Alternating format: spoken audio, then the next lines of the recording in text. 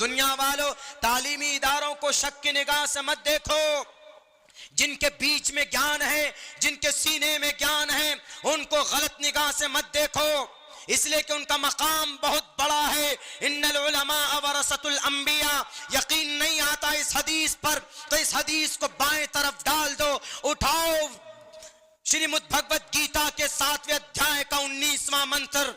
मैं रट कर नहीं, एक्सप्लेन के साथ आपको बताना चाहता हूं। उदारा सर्व एवैते ज्ञानी तात्मे व मयमतम एन आस्थिता संयुक्त आत्मा मामेवा मुत्तमाम गतिम। ए दुनिया के लोगों, जो सखी लोग हैं, जो दुनिया में पैसे कुर्बान करते हैं, खर्च करते हैं दूसरों पर, उनको सखी बोलते हैं। लोग इज्जत की निगाह से देखते हैं। उनका मकाम एक तरफ, उदारा एक तरफ, सखी लोग एक तरफ, सर्वे बैते ज्ञानी। लेकिन इनसे भी महाआत्मा, इनसे भी मकाम अगर किसी का बुलंद है तो वो उसका है जिसके अंदर मेरा ज्ञान है। ए दुनिया वालों, अगर कोई कुरान पढ़ता है, अगर कोई नबी की जिंदगी पर अमल करता है, क्या वह डॉक्टर नहीं बन सकता? उठाओ, तारीख गवाह है।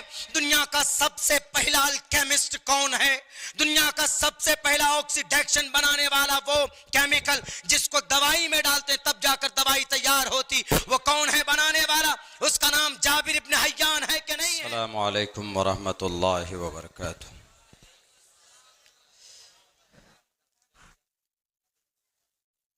इन्नल हम्दलिल्लाहि नहमदुहु व नस्तईनुहु व नस्तगफिरुहु व नुअमिनु बिहि व नतवक्कलु अलैहि व नऊज़ु बिल्लाहि मिन शुरूरि अनफुसिना व मिन सय्यिआति अअमालिना। मन यहदिहिल्लाहु फला मुज़िल्ल लहु व मन युज़लिलहु फला हादिय लहु। वनशहदु अल्ला इलाहा इल्लल्लाहु वहदहु ला शरीक लहु वनशहदु अन्न सय्यदना व मौलाना मुहम्मदन अब्दुहु व रसूलुहु। अम्मा बअदु फ़अऊज़ु बिल्लाहि मिनश शैतानिर रजीम। बिस्मिल्लाहिर रहमानिर रहीम। लक़द कान लकुम फ़ी रसूलिल्लाहि उस्वतुन हसना।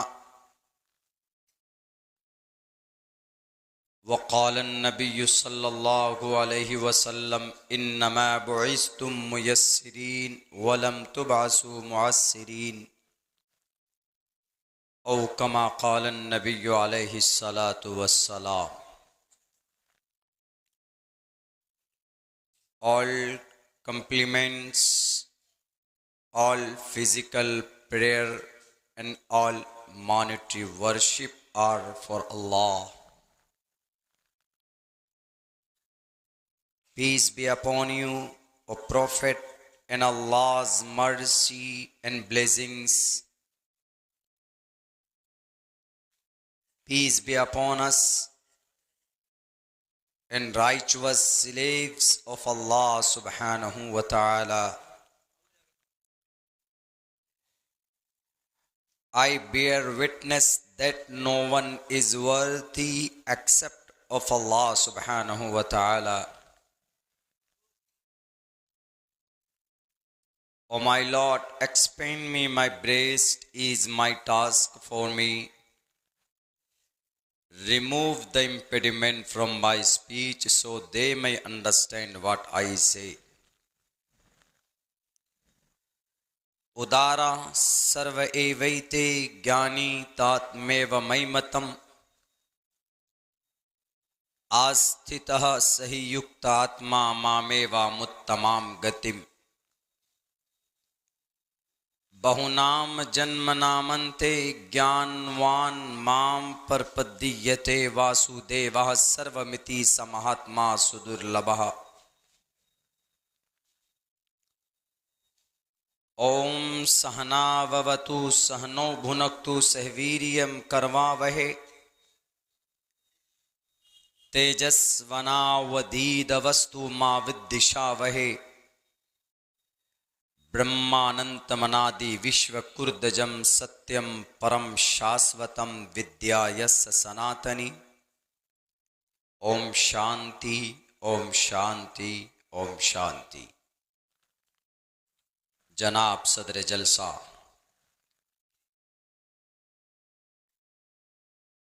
दिगर मुअज़्ज़ज़ हज़रात उलमाए किराम और हमारे दीनी भाइयों, अपने घरों में बैठकर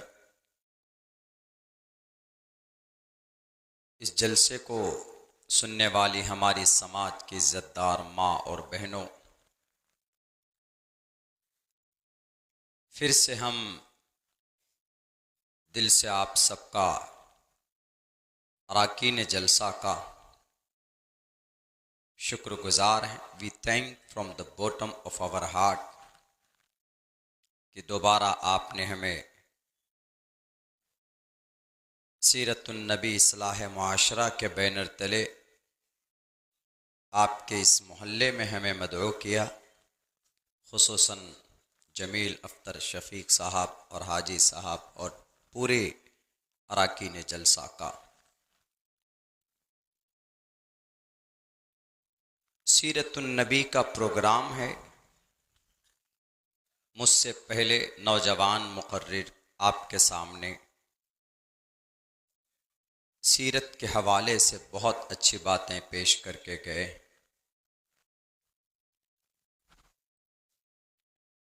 मैं भी आखिर में उंगली कटाकर शहीदों में नाम लिखाना चाहता हूँ। सीरतुन नबी के ताल्लुक से जो जलसा होता है वो मजलिस में, कॉन्फ्रेंसों में, जलसों में अकॉर्डिंग टू माय ओपिनियन हम अपने एतबार से उसको बहुत बेहतर समझते। उससे बेहतर मजलिस कोई नहीं जहाँ पर नबी पाक सल्लल्लाहु अलैहि वसल्लम का चर्चा हो। कुछ लोग नैरो माइंडेड होते, बहुत छोटे जहन के होते हैं, बहुत छोटी सोच रखते कि इस आधुनिक ज़माने में, इस मॉडर्न ज़माने में what is need to more and more explanation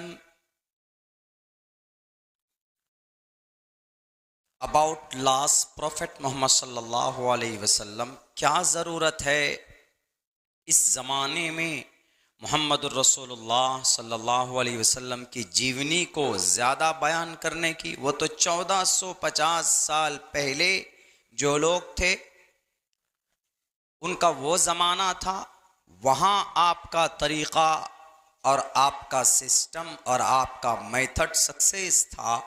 और आज ये मॉडर्न ज़माना है। आप इस ज़माने में if you want to be a successful person, अगर तुम्हें कामयाब होना है तो यू वर्क हार्ड, आपको मेहनत करना है। मॉडर्न एतबार से, नए ज़माने के एतबार से कुछ लोग ये सोचते हैं, एक बहुत बड़ा मुस्लिम बादशाह, हम और आप उनका नाम जानते हैं, अकबर बादशाह, उनके दरबारियों ने भी ये मशवरा दिया था और अकबर बादशाह ने फैसला किया था कि एक नया दीन, नई शरीयत हम नाफिज करेंगे और उसका नाम दीन इलाही रखा था, जो कि कुरान और शरीयत से बिल्कुल अलग और थलग वो शरीयत थी, वो दीन था उनका। तो बैर कैफ एक आलिम दीन खड़े हुए, मुजद्दिद अल-फ़सानी रहमतुल्लाहि अलैह, फिर उनका मुकाबला किया। तो आज के ज़माने में लोग ये समझते हैं लक़द कान लकुम फ़ी रसूलिल्लाहि उस्वतुन हसना। जिस मस्जिद में देखो, जिस मुकर्रिर को देखो, वो इन आयात को पकड़ते हैं, लोगों के सामने पेश करते हैं और वो इसी पर तकरीर करते हैं। And you should to do an other thing and very different thing। तुम्हें अलग करना चाहिए कहते हैं लोग। लेकिन मैंने रात भी अपनी अमृतसर पंजाब के प्रोग्राम में ये बात कही थी। हमने कहा कि मोहम्मदुर रसूलुल्लाह सल्लल्लाहु अलैहि वसल्लम सिर्फ 571 ईस्वी में पैदा हुए, वो उस वक्त के लिए ख़ास नहीं थे, बल्कि इंसानी दुनिया तक, if you want to be a success in this world and after here, अगर आपको दोनों जहां में कामयाब होना है तो आपको मोहम्मद रसूलुल्लाह की जीवनी के मुताबिक ज़िंदगी गुजारनी होगी। फिर वो एक सवाल करता है कि कैसे। एग्जाम्पल के तौर पर हम चांद पर जाना चाहते हैं, हम मार्स पे जाना चाहते हैं, सूरज पे जाना चाहते हैं। इट इज़ वेरी इम्पॉसिबल, लेकिन हम जाना चाहते हैं तो आपके नबी की ज़िंदगी में दिखा दीजिए, फॉलो करेंगे शरीयत में। कहीं ये बात नहीं है, कहीं ये तरीक़ा आपके नबी ने नहीं बताया कि भाई चांद पर कैसे जाओगे आसमान को चीर कर फाड़ कर। How can I accept the life of the last prophet Muhammad सल्लल्लाहु अलैहि वसल्लम, कैसे। लेकिन मानना पड़ेगा दुनिया को कि आप अलैहिस्सलाम, चाहे आधुनिक एतबार से मोहम्मद रसूलुल्लाह की जीवनी को देख लीजिए, मेडिकल लाइन से देख लीजिए, साइंटिफिक एतबार से देख लीजिए, every solution in the life of prophet Muhammad अलैहिस्सलाम, तमाम दुनिया के अहवाल और कवाइफ हल किए जाते हैं मोहम्मद रसूलुल्लाह की जीवनी से और कुरान से। अगर कोई सवाल करता है कि इस ज़माने में, इस मॉडर्न ज़माने में, जहां इंसान बुलेट ट्रेन पे बैठकर 350 किलोमीटर का फासला तय कर सकता है, जहां इंसान हवाई जहाज पे बैठकर 1000 किलोमीटर प्रति 1 घंटे के अंदर सफ़र कर सकता है, आप ऐसे ज़माने में मोहम्मद की बात करते हो? आप ऐसे ज़माने में सहाबा की बात करते हो? आप ऐसे ज़माने में वो ऊंटों से सवारी करने वाले आपके नबी, जहां 3 घंटे में पहुंचना होता है, वहां 3 दिन में नबी पहुंचा करते थे। तो how can I become success, हम कैसे इस जमाने में कामयाब हो सकते हैं आपके नबी की जीवनी को देखकर। वो शायद नहीं जानते कि अरे तुम तो अभी 3 घंटे में पहुंचते हो, अगर तुम्हें बनारस से दिल्ली जाना हो तो अभी बहुत तेज रफ्तार कोई ऐसी सवारी नहीं बनाई गई हवाई जहाज के अलावा जमीन पर चलने वाली कि 3 घंटे में तुम दिल्ली पहुंच सको। हवाई जहाज में बैठेंगे तो हमको खुद 1 घंटा 20 मिनट लगा है यहाँ पहुंचने में, दिल्ली एयरपोर्ट से लेकर वाराणसी एयरपोर्ट पे 1 घंटा 20 मिनट। उठाओ तारीख नबी पाक अलैहिस्सलातु वस्सलाम की, तुम्हारी 7वीं पुश्तें दफन हो जाएंगी, फिर भी उतनी तेज रफ्तार सवारी पैदा नहीं कर सकते जो हमारे नबी 1450 साल पहले वो सवारी करके गए। सुब्हानल्लज़ी असरा बिअब्दिही लैलन मिनल मस्जिदिल हराम इलल मस्जिदिल अक़्सा अल्लज़ी बारकना हौलहु लिनुरियहु मिन आयातिना। मिनटों में नहीं जनाब, चंद लम्हे में, सेकंडों में आप अलैहिस्सलाम जमीन से लेकर बैतुल मक़दिस तक, बैतुल मक़दिस से लेकर अर्श मुअल्ला तक, वहां से लेकर सिदरतुल मुंतहा तक, और वहां नहीं पूरी कायनात का मालिक रब्बे जुल जलाल के करीब से होकर चंद सेकंडों में पहुंच गए इस दुनिया में। और वो इतनी तेज रफ्तार सवारी थी, उसका तज़किरा फ़ुक़हा किराम ने, अहादीस की जानने वालों ने अपनी किताबों के अंदर की है। उसका नाम बुर्राक, और उसकी रफ्तार इतनी तेज थी कि जहां तक आपकी निगाह देख सकती है वहां तक उसका पहला कदम हुआ करता था, इतनी तेज रफ्तार सवारी। अगर तुम्हें सवारी चाहिए चांद पर जाना हो तो आज एतराज करते हो कि हम नबी की जिंदगी में कहां ढूंढें ये मिसाल। चांद पे जाना है, लोग नहीं मानते थे, इनकार करते थे कि नबी जा ही नहीं सकते आसमान को फाड़ कर, कैसे पॉसिबल है, कोई अर्श मुअल्ला पे कैसे जा सकता है, 7वें आसमान पे कैसे जा सकता है, बैते मामूर का रास्ता कैसे अपनाया जा सकता है। आसमान को फाड़ना मुश्किल है, इम्पॉसिबल इम्पॉसिबल। लेकिन कुछ दिनों पहले जब रॉकेट के जरिए से, स्पेस शटल के जरिए से जब जमीन से चांद का सफर किया गया तो लोगों ने इस बात का एतराफ किया कि 1450 साल पहले जो नबी गए थे बुर्राक के जरिए से अर्श मुअल्ला में, बिल्कुल वो वाकया परफेक्ट है, बिल्कुल सच्चा है।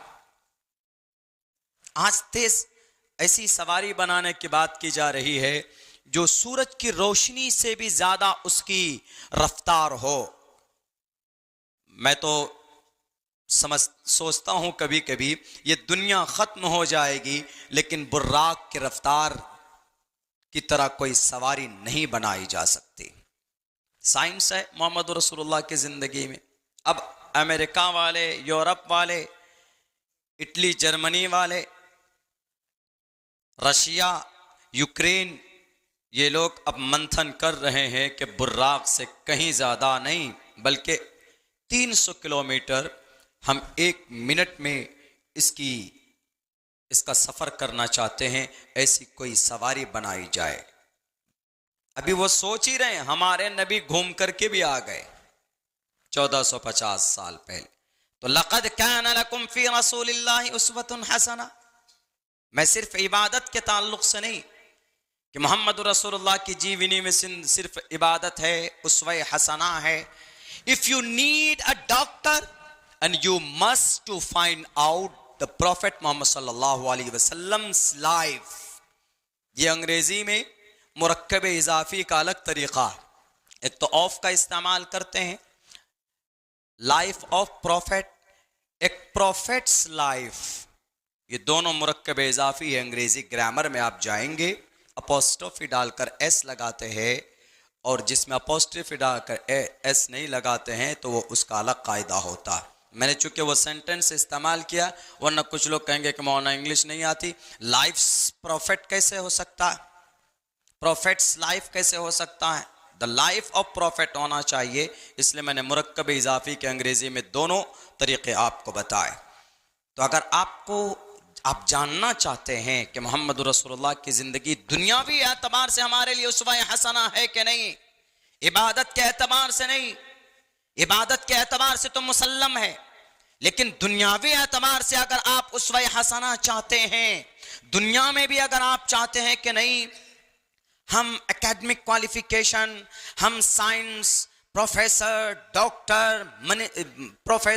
डॉक्टर और जनाब साइंटिस्ट, फलसफा, इल्म रियाजी दां, अल्केमिस्ट, बायोलॉजिस्ट, अगर ये सब चीजें हम मोहम्मद रसूलुल्लाह की जीवनी में देखें तो क्या लक़द कान लकुम फी रसूलिल्लाहि उस्वतुन हसना, तो हमें मोहम्मद की जिंदगी में वो चीजें मिल सकती है। जी, आंख बंद करके आपको वो चीजें मिल सकती है, वरना फिर अल्लाह के नबी अलैहिस्सलाम रोल मॉडल कैसे हो सकते हैं हमारे लिए?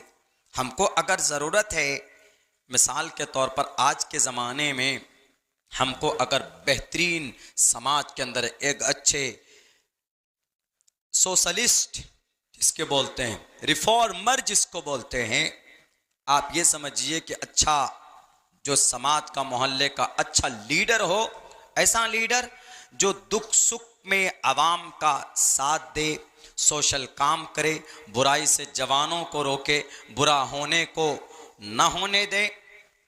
तो अगर हम मोहम्मद रसूलुल्लाह की जिंदगी में ढूंढेंगे तो क्या मिल सकता है? अगर हमें तिजारत करना है, I want to be a future, I want to be a great traditioner, I want to be a great businessman, मैं एक बिजनेसमैन बनना चाहता हूं। तो आप कहेंगे कि जितने भी बिजनेसमैन हैं, अदानी जी, अनिल अंबानी जी, मुकेश अंबानी साहिब, इन लोगों की जीवनी पढ़िए, आप बन जाएंगे। अगर आप कोई इलेक्ट्रॉनिक दुनिया में जाना चाहते हैं, अगर आप कोई माइक्रो सॉफ्टवेयर की दुनिया में जाना चाहते हैं, तो बहुत बड़े बड़े इंसान हैं। एलन मस्क है, मार्क जुकरबर्ग है, सोशल मीडिया के महान प्लेटफॉर्म के मालिक, उनकी जिंदगी देखिए। ताजिर बनना है तो कैसे, आज के ज़माने का हम एग्जाम्पल देंगे। लेकिन मेरे भाइयों, अल्लाह के नबी अलैहिस्सलातु वस्सलाम ने अपनी ज़िंदगी में नबूवत से पहले आपने तिजारत को फोकस किया था। आप बहुत बड़े ताजिर थे, प्रोफेट मोहम्मद सल्लल्लाहु अलैहि वसल्लम। लक़द कान लकुम फ़ी रसूलिल्लाहि उस्वतुन हसना। उस्वा हसना सिर्फ इबादत के लिए नहीं है। जैसे आपका ये इलाका अल्हम्दुलिल्लाह बिजनेसमैन यहां भरे हुए हैं, तिजारत से जुड़े हुए हैं, ये सुन्नत रसूल है। आप अलैहिस्सलातु वस्सलाम के तिजारत का तज़किरा संस्कृत जुबान में बहुत पुराना श्लोक है। वधू मंतु दिविर्दश वर्षमहारथश देव इजहीड़ती देवेश्माना उपस पुरुष। अभी जो 2 मंत्र मैंने पढ़े हैं आपके सामने खुतबे में, उसका एक्सप्लेन करूंगा, मैं अपने बीच तकरीर के बीच में करूंगा, लेकिन उससे पहले तिजारत के ताल्लुक से बात आई है तो हम तिजारत के ताल्लुक से बात करना चाहते हैं। वधू मंतु दिविर्दश वर्षमहारथश देव इजहीड़ती देवेश्माना उपस पुरुष। तिजारत के ताल्लुक से है, संस्कृत जुबान में है, कल की पुराण का यह श्लोक है। अगर ताजिर बनना है तो क्या करें, किनकी जिंदगी देखें? मौजूदा वक्त के जितने भी बड़े ताजिर हैं, क्या उनकी जिंदगी देखनी है या share market caps and downs उस मोमेंट को देखना है? नहीं, no need to look anyone in the world.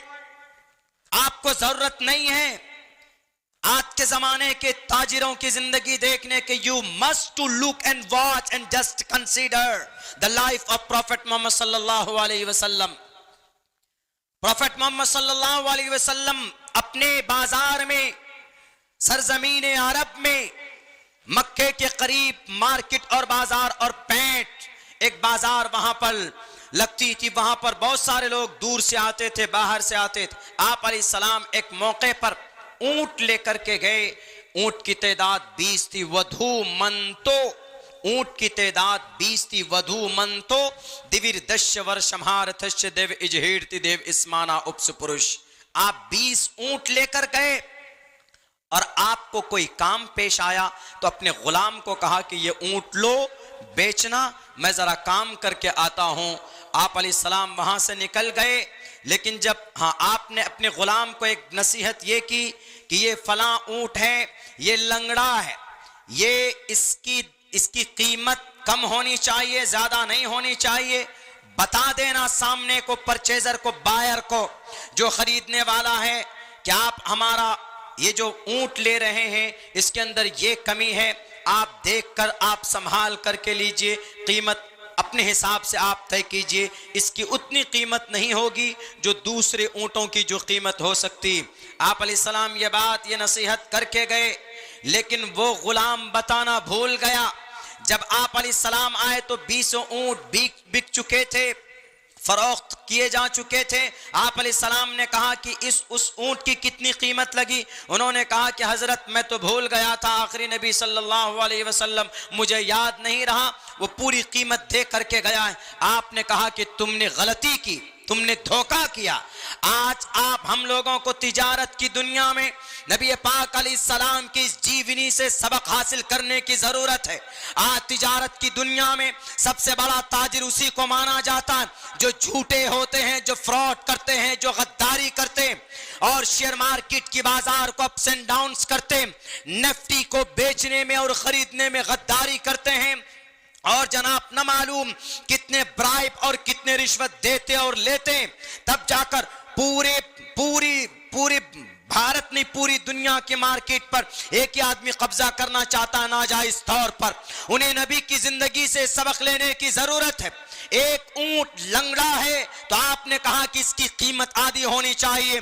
दुनिया वालों, अगर तिजारत में कामयाब होना चाहते हो तो अमानतदारी को इख्तियार करो, अमानतदारी को इख्तियार करो। अल्लाह के नबी का नाम अमीन यूं ही नहीं पड़ा था, आप तिजारत करने में अमानतदार थे। साबित बिन कैस अल मखजूमी ने यह लक़ब आपको दिया था नबुवत से पहले कि तिजारत की दुनिया में, मामलात की दुनिया में अगर इस जमीन पर कोई अमानतदार, कोई अमीन है तो उसका नाम मोहम्मद इब्न अब्दुल्लाह है। बाजार में, मार्केट में लोग इंतजार करते थे कि मोहम्मद इब्न अब्दुल्लाह का माल आएगा और उनके हम खरीदेंगे। 3 दिन तक लोग इंतजार करते थे कि जैसे ही मोहम्मद रसूलुल्लाह माल लेकर पहुंचते, अभी रसूल नहीं बने थे, बल्कि एक ईमानदार इंसान थे, फौरन 2-3 घंटे के अंदर टोटल माल आपका बिक जाया करता था, आपकी अच्छाई और आपकी अदालत और आपकी सच्चाई की वजह से। इसी वजह से आपको कहा गया अल अमीन। अल अमीन आपकी तिजारत में, लेन देन में बहुत ज्यादा अमानत का ख्याल रखा करते थे, इसीलिए आपका यह लक़ब दिया जाता है। आज तो झूठे होते हैं लोग, जो जितना बड़ा झूठा वो उतना बड़ा ताजिर की दुनिया का बादशाह माना जाता है। ये भी कंपनी खरीद लो, वो भी कंपनी खरीद लो, फ्रॉड करके, चीट करके नहीं। मोबाइल बेचते हैं आप, कोई कमी है, कोई फॉल्ट है अंदर में, तो आप मेंशन कर दीजिए कि इसके अंदर ये कमी। कपड़ा बेचते हैं, आप फौरन मेंशन कर दीजिए कि इसके अंदर ये कमी है। कीमत थोड़ी कम होगी, लेकिन हश्र के मैदान में आपकी नेकियां जब आपसे छीन कर ली जाएंगी, उस वक्त आपके पास कुछ नहीं होगा जमा करने के लिए, देने के लिए। अल्लाह के नबी अलैहिस्सलातु वस्सलाम फिर उस गुलाम को लेकर बैठे और चले जाते हैं। चलो, वो काफिला कहां गया? वो रूम का काफिला, यमन का काफिला यमन के तरफ रवाना हुए। 2 दिन चलने के बाद वो काफिला मिलता है और जाकर कहते हैं कि भैया सुनो, ये 20 ऊंट आप कहां से खरीदे? उन्होंने कहा कि मोहम्मद इब्ने अब्दुल्लाह का है, हमने उनसे खरीदा। कहा ये जो ऊंट है इसकी पूरी कीमत ली गई है, इस ऊंट के अंदर कमी है, आप ये पैसे वापस लीजिए, वो ऊंट हमको दे दीजिए। तो उस शख्स ने दे दिया, फौरन दे दिया। उन्होंने कहा कि आपने देखा नहीं? कहा कि हजरत हमने देखा था, लेकिन हम 3 दिन से यहां पर स्टे किए हुए थे। हम सोच रहे थे कि मोहम्मद रसूलुल्लाह आएंगे, फौरन माल लेकर हम उनके माल को खरीदेंगे। हमको हमारे मालिक ने कहा था कि मक्कतुल मुकर्रमा में अगर किसी का माल खरीदना है तो मोहम्मद इब्ने अब्दुल्लाह का माल खरीदना है, चाहे जैसे भी हो। मैं 3 दिन से इंतजार कर रहा हूं मार्केट में, इस बाजार में आपके आने का, और आते ही फौरन मैंने खरीदा। मैं तो बरकत समझता हूं इस लंगड़े ऊंट को भी। कहा कि नहीं, तुम कीमत लो, ऊंट वापस करो, या तो मैं तुम्हें सही ऊंट दूंगा या अपनी आधी कीमत लो। वो शख्स बोला कि नहीं, अगर आप जिद करते हैं तो आप ले जाइए, अपना ऊंट मुझे कीमत दे दीजिए। कीमत वापस करके लेकर आए। जब अल्लाह के नबी रसूल बने तो सबसे पहले ताजिर की दुनिया में जो बाहर से लोग आते थे, तो अगर सबसे पहले इस्लाम को कबूल किया था, मोहम्मद रसूलुल्लाह के मैसेज को अगर किसी ने गले से लगाया था, तो ये वही ताजिर था। आपकी अमानत को देख करके नहीं, ये शख्स झूठ नहीं बोल सकता। अब से सदियों पहले इसने हमारे साथ ऐसे मामलात किए थे, मैं कभी भी इसको झूठा नहीं मान सकता। वह अल्लाह के नबी के हाथ पर इस्लाम का कलिमा पढ़कर मुसलमान बनता है। लक़द कान लकुम फी रसूलिल्लाहि उस्वतुन हसना। तिजारत की दुनिया में भी आपको मोहम्मद रसूलुल्लाह की जीवनी से कुछ मिलेगा। आप कहेंगे कि मौलाना चलिए ये तो बात हो गई, एक प्रोसेस है दुनिया में कामयाब होने का। क्या प्रोसेस है? जमील अख्तर शफीक साहब नौजवान आलिम दीन, हमारे बड़े भाई, इन्हीं के राब्ते और इन्हीं की कद्दो काविश रही राब्ते में तो हम पहुँचे, वरना बहुत बड़ा मसला था कि बॉर्डर अमृतसर से यहाँ तक कैसे पहुँचा जाए। इन्होंने मेहनत की। आप में भी बहुत से बच्चे ऐसे हैं जो पढ़कर मेहनत करके कामयाब होना चाहते हैं। आदमी सवाल करता है कि कैसे कामयाब हुए? स्कूल में पढ़ें, यूनिवर्सिटी में पढ़ेंगे तभी महान बनेंगे। हम अगर यूपीएससी निकालना चाहते हैं, अगर हम डीएम एसपी बनना चाहते हैं, यूपीएससी क्रैक करना होगा। अगर हम डॉक्टर बनना चाहते हैं तो नीट निकालना होगा, नीट को क्रैक करना होगा, तभी हम डॉक्टर बन सकते हैं और इंजीनियर बन सकते हैं, डीएम एसपी बन सकते हैं, देश का भला कर सकते हैं। प्रोसेस है। किसी यूनिवर्सिटी में पढ़ेंगे या किसी कोचिंग सेंटर में जाके पैसा खर्च करके वहाँ मेहनत करेंगे तभी आप बनेंगे। आप कहेंगे कि मौलाना तो आपके नबी पाक अलैहिस्सलाम की जिंदगी के अंदर कहाँ है यूनिवर्सिटी, दिखाओ। हम अपने बच्चे को कैसे इंजीनियर बनाएं, कैसे डॉक्टर बनाएं, कैसे पायलट बनाएं। आप बड़ी तकरीरें करते हैं, लक़द कान लकुम फ़ी रसूलिल्लाहि उस्वतुन हसना। हमारे हिंदू भाई भी सवाल करते हैं, हिंदू भाइयों में मीडिया वाले भाई, there are 4 pillars of our nation and 4th pillar media है हमारी इस डेमोक्रेसी का। वो भी सवाल करते हैं, हाँ हम बच्चा डॉक्टर, इंजीनियर, पायलट, लक़द कान लकुम फ़ी रसूलिल्लाहि उस्वतुन हसना में कहां है, दिखाओ हमारा बच्चा कैसे बनेगा। तो उसको शांति से समझाया जा सकता है, उसको बताया जा सकता है कि आप जिस तालीम को पढ़कर आज आप मेडिकल की दुनिया में कामयाब बनना चाहते, इस तालीम का आगाज आज नहीं। एक बहुत बारीक बात बता रहा हूं, हिस्ट्री के जो स्टूडेंट होंगे उनके मालूम होगा, हम समझते हैं कि दुनिया का सबसे बड़ा तालीम गाह एकेडमिक क्वालिफिकेशन के एतबार से कैम्ब्रिज यूनिवर्सिटी है या ऑक्सफोर्ड यूनिवर्सिटी है या हार्वर्ड यूनिवर्सिटी। इनकी बुनियाद 13वीं सदी ईस्वी में पड़ी है इनकी। लेकिन इनसे पहले बगदाद की सरजमीन पर, बुखारा की सरजमीन पर 70,000 किताबें हाथों से लिखी गई थी जो हमारे उलमा ने लिखी थी। तकरीबन 700, 800, 900 सदी ईस्वी में, यानी कैम्ब्रिज यूनिवर्सिटी का उस वक्त नामो निशान नहीं था। कई सौ साल पहले की बात। 1842 से ये तालीमात अलग किए गए। ये यूनिवर्सिटी की तालीम है, ये कॉलेज, ये स्कूल और कुरान की तालीम अलग। जब बात नबी की जिंदगी की है तो नबी की जिंदगी में कहां डॉक्टर है जी, नबी की जिंदगी में कहां पायलट है जी, नबी की जिंदगी में कहां जनाब सिविल इंजीनियर है, मैकेनिकल इंजीनियर है, अल्केमिस्ट कहां है, नबी की जिंदगी में आई सर्जन कहां है, नबी की जिंदगी में दुनिया का सबसे पहला सर्जन कहां है, दिखाओ। लक़द कान लकुम फ़ी रसूलिल्लाहि उस्वतुन हसना बड़े बोल रहे। हम कहेंगे कि मैं शुरू से आपको बताता हूं, देखो समझो हमारे नबी की जिंदगी में सब कुछ है। आप अलैहिस्सलातु वस्सलाम को नबूवत कब मिली? 40 साल की उम्र में। इक़रा बिस्मि रब्बिकल्लज़ी खलक़ खलक़ल इंसाना मिन अलक़, पढ़ो अपने रब के नाम से। यहां से शुरुआत होती है असल में मोहम्मदुर रसूलुल्लाह की जिंदगी की असल शुरुआत, यानी नबूवत की जिंदगी। इक़रा बिस्मि, पढ़ो।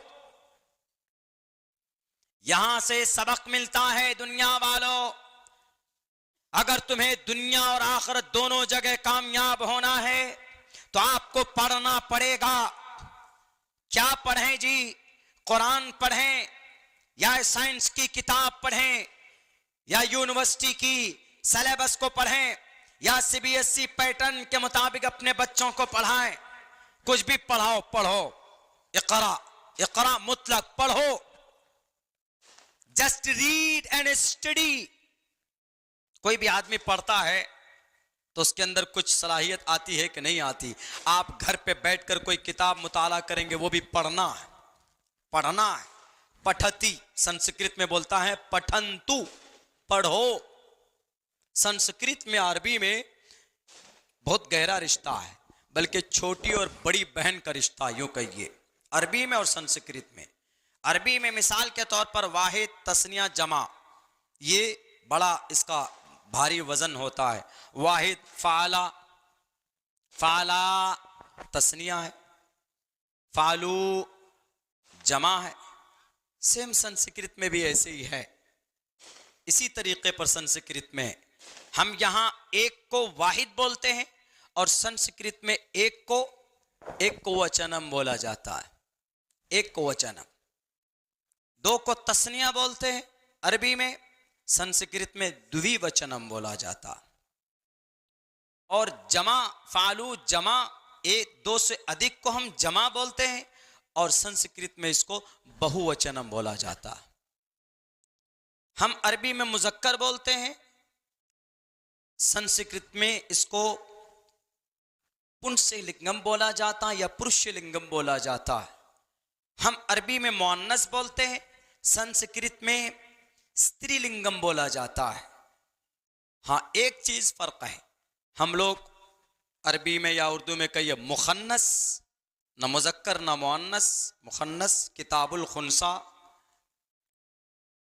फिक़ा की किताबों में बाज़ाब्ता बाप बांधे जाते हैं। अपनी और हमारी ज़ुबान में जिन्हें हम हिजड़ा बोलते हैं, हिजड़ा बड़ा अजीब सा वर्ड है ये, इसको वो भी अल्लाह के मखलूक है, मुखन्नस बोलते हैं। इसी मुखन्नस को संस्कृत में नपुंसक लिंगम बोलते हैं। बताइए कितनी रमा रमहा रमा रमहा भविष्यति भविष्यता भविष्यन्ति फाला फाला फालू, गर्दान वहां पे भी है। भविष्यति भविष्यतः, भविष्यति एक, भविष्यतः दो, भविष्यन्ति तीन। अमर में बदलना है, अम्र में। अम्र में जैसे हम लोग बोलते हैं इक़रा पढ़ो, तो पठती पठंती, उन सब ने पढ़ा। पठतु पढ़ो, पठतु पाठक, सबक पढ़ो। ये ग्रामर है, संस्कृत का ग्रामर आपके सामने मैंने रखा है। कोई बड़ा वो इशू, कोई मैटर नहीं। इक़रा साफ, पढ़ो विदाउट पढ़े लिखे, बिना एजुकेशन के तुम अल्लाह को नहीं पहचान सकते, तुम देश को भी नहीं समझ सकते। जो आदमी पढ़े लिखे नहीं है, संविधान नहीं जानते, कानून नहीं जानते, कुछ पढ़े ही नहीं है, तो समाज में लोगों का क्या मकाम मर्तबा वही नहीं जानते। तो इसलिए अल्लाह के नबी को कहा गया इक़रा बिस्मि रब्बिकल्लज़ी खलक़, पढ़ो, इक़रा पढ़ो। और इसी इक़रा पर अमल करने के लिए आज भारत के अंदर जितने मदरसे हैं, इसी इक़रा पर अमल करने के लिए हैं कि नहीं? जितने भी हमारे मकातिब हैं, इसी इक़रा पर अमल करते हैं। हमारे उलमा इक़रा पर अमल करते हैं। जितने भी मदारिस हैं, मकातिब हैं, खानकाह हैं, मसाजिद हैं। अब्दुल्ला आज आपके सामने बोलता है, अगर संस्कृत को अरबी से ट्रांसलेट करता है, संस्कृत को अंग्रेजी से ट्रांसलेट करता है, तो ये अब्दुल्ला सालिम का कमाल नहीं, बल्कि इक़रा पर अमल करने की वजह से, हमारे उलमा की मेहनत की वजह से हम यहाँ तक पहुँच पाए कि आज हम आपके सामने कुछ बोल पाते। मारूफ राही आपको अच्छे अच्छे अशार सुनाते हैं, तो ये इनके उलमाए किराम की मेहनत और तवज्जो से ये बच्चे पैदा हुए। हमारे बाद में जो नस्ल आएगी वो भी इक़रा पर अमल करने की वजह से वो नस्ल कामयाब होगी। दुनिया वालों, तालीमी इदारों को शक की निगाह से मत देखो। जिनके बीच में ज्ञान है, जिनके सीने में ज्ञान है, उनको गलत निगाह से मत देखो, इसलिए कि उनका मकाम बहुत बड़ा है। इन्नल उलमा वरसतुल अंबिया, यकीन नहीं आता इस हदीस पर, तो इस हदीस को बाएं तरफ डाल दो, उठाओ श्रीमद् भगवत गीता के 7वें अध्याय का 19वां मंत्र। मैं रट कर नहीं, एक्सप्लेन के साथ आपको बताना चाहता हूं। उदारा सर्व एवैते ज्ञानी तात्मे व मैमतम एन आस्थिता संयुक्त आत्मा मामेवा मुत्तमाम गतिम। ए दुनिया के लोगों, जो सखी लोग हैं, जो दुनिया में पैसे कुर्बान करते हैं, खर्च करते हैं दूसरों पर, उनको सखी बोलते हैं। लोग इज्जत की निगाह से देखते हैं। उनका मकाम एक तरफ, उदारा एक तरफ, सखी लोग एक तरफ, सर्वे बैते ज्ञानी। लेकिन इनसे भी महाआत्मा, इनसे भी मकाम अगर किसी का बुलंद है तो वो उसका है जिसके अंदर मेरा ज्ञान है, जो मुझे जानता है, जो अल्लाह को जानता है, जो ईश्वर को जानता है, उस आदमी का एतबार करो। अगर किसी के अंदर मेरा ज्ञान है तो ये मत समझना कि उसका पर्सनल ज्ञान है, उसमें मैं हूं, मैं हूं उसके अंदर। अगर कोई मदरसे में पढ़ाता है तो उसको रुस्वा मत कीजिए, क्योंकि वो अल्लाह के ज्ञान लोगों तक बांटता है। इसी को श्रीमद् भगवत गीता में बड़े खूबसूरत अंदाज में श्री कृष्ण जी ने लोगों को समझाया। श्री कृष्ण जी जानते थे, हमारे हिंदू भाइयों उनको पता थी, एक ज़माना आएगा, कुछ ऐसे भी लोग होंगे जो तालीमी इदारों को नष्ट करने पर तुले होंगे, ख़त्म करेंगे उसको। तालीमी इदारे, हमारे हिंदू भाइयों बड़े अफसोस के साथ यह बात कहनी पड़ती, आज आपका ऋग्वेद नहीं पढ़ाया जाता। क्यों? उसको पढ़ाया जाना चाहिए। ऋग्वेदः, ऋग्वेद क्या एक्सप्लेन है इसका ऋग्वेद का? ऋग्वेद का पूरा माना है जानकार, ज्ञान होना, ज्ञानी। इसी से एक नाम है, क्लियर नहीं बोलूंगा, आप ही के बनारस के अंदर में बड़ा मुद्दा बना हुआ है उसका, ज्ञान। ज्ञान जानने को बोलते हैं। उदारा सर्व एवैते, ये कहा गया उसको बुरा मत कहो। क्यों? उदारा सर्व एवैते ज्ञानी तात्मेव मय मतम आस्थितः। यकीन करो इस बात का, सर्व एवैते ज्ञानी तात्मेव मय मतम आस्थिता सही युक्त आत्मा मामेवाम उत्तमाम गतिम। उस शख्स में मैं हूं जिसमें मेरा ज्ञान है। उसको जलील मत करो। आज आप जलील करना चाहते।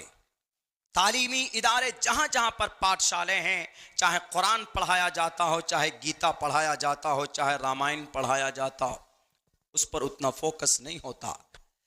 खामखा जलील और रुस्वा करने के लिए चले जाते हैं कि बेटे क्या पढ़ते हो जी? नूरानी कायदा, हुरूफ तहज्जी पढ़ते हैं, अलिफ बा ता सा जीम हा खा। अब वो मीडिया वाला समझता ही नहीं अलिफ बा ता सा खा क्या है। अब वो पूछ बैठता, बताओ जलियांवाला बाग कहां पर है? और जलियांवाला बाग में क्या वाकया पेश आया था बताओ। अब वो बच्चा नूरानी कायदा पढ़ने वाला, उसको ये पूछेंगे कि हुरूफ तहज्जी कितने बेटे, अलिफ का मखरज क्या है, बा का मखरज क्या है, ता का मखरज क्या है? अलिफ का मखरज जोफे देहन, बा का मखरज दोनों होठों की तरीका हिस्सा, ता का मखरज जबान के बीच ऊपर का तालु। बहुत पहले पढ़े थे, अभी तो कुछ थोड़े थोड़े भूल से गए। वो बता देगा, बच्चा आराम से बता देगा। हा कैसे निकालते हैं, हा कैसे निकालते हैं, हा दाल कैसे निकालते हैं, राल कैसे निकालते हैं, जा कैसे निकालते हैं। सबसे खतरनाक मखरज ज़ात का, ज़ात का मखरज जबान की करवट ऊपर की दोनों डाढ़ों की जड़, वाद, इसकी तलफ्फुज बहुत डिफिकल्ट है। तो वो बच्चा आपको बता देगा। लेकिन आप उनसे कहिएगा कि जलियांवाला बाग कहां है बेटे, where is located Jallianwala Bagh, वो नहीं बता पाएगा। जैसे अगर वो बच्चा उल्टा पूछ ले आपसे कि आप मीडिया वाले हो जी, मीडिया में मीडिया की हिज्जे करके बताओ, तो वो दाएं बाएं तकिएगा, मीडिया की हिज्जे कैसे करे। हम लोग मटन खाते हैं, मटन चिकन, उसको गोश्त बोल देते हैं। पूछेंगे अच्छा मटन खाते हैं, मटन का मांस, उसको उर्दू में गोश्त बोल देते। अब फारसी है कि उर्दू है, ये मारूफ रहा हिसाब बताएंगे आपको। तो वो कहेगा कि मटन खाते हैं, मटन का गोश्त खाते, जी खाते। गोश्त की स्पेलिंग करके बताओ, इसका हिज्जे करके बताओ। अब मीडिया वाले का पसीना छूट जाएगा वहीं पे। क्यों? उससे रिलेटेड टॉपिक है ही नहीं। वो मीडिया इंग्लिश में तो स्पेलिंग कर सकता है, लेकिन उर्दू में जाकर नहीं कर पाएगा। वो एक है ना, वो एक कंडक्टर साहब थे बस में, और एक आधा प्रोफेसर बस में बैठा। वो कंडक्टर साहब थोड़ा आपके बनारस के थे, उत्तर प्रदेश, यहां बड़ी खड़ी जुबान होती है, एकदम डायरेक्ट बात, सीधी सिंपल, जो भी बात करना एकदम बिल्कुल डायरेक्ट। यस मे बी उपविशति अतिथि देव भवा।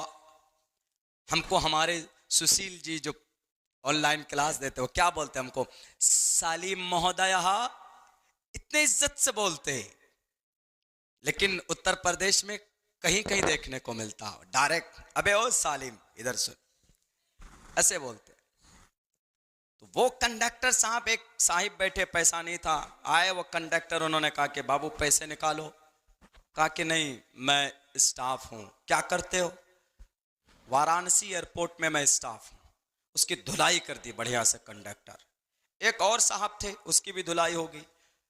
मदरसे के में पढ़ाने वाले एक नूरानी कायदा के दीनियात के एक उस्ताद भी थे वहां पे, उर्दू थे, उर्दू जानते थे, वो भी वहीं पे बैठे थे। अब उनके पास आए, उनके पास भी पैसा नहीं।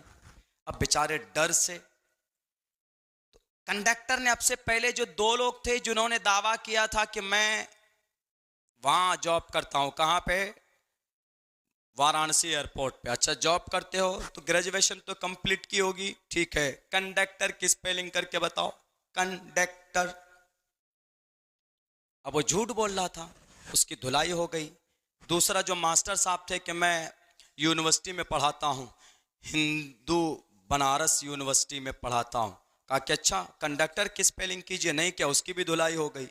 अब ये बेचारे मौलाना साहब थे दाढ़ी और टोपी वाले, इनके पास भी पैसा नहीं। इन्होंने भी कहा क्या मैं स्टाफ हूँ, मुदर्रिस हूँ मैं। अच्छा कहाँ के, मदरसे के, यहाँ का जो बड़ा इदारा है बनारस का, मैं वहाँ का मुदर्रिस हूँ, पढ़ाता हूँ। कहा मुदर्रिस क्या होता है, कहा टीचर। अच्छा टीचर पढ़ना जानते हैं जी, तो कंडक्टर की स्पेलिंग आप भी कीजिए। बड़े चालाक थे, इन्होंने कहा कि अच्छा कोई बात नहीं। इन्होंने कहा काफ नून जबर कन डालिए, काफ जबर डेक टेरे जबर टर, कंडक्टर। अब बेचारा कंडक्टर जो था वो घूम गया कि ये क्या मंत्र पढ़ा इसने।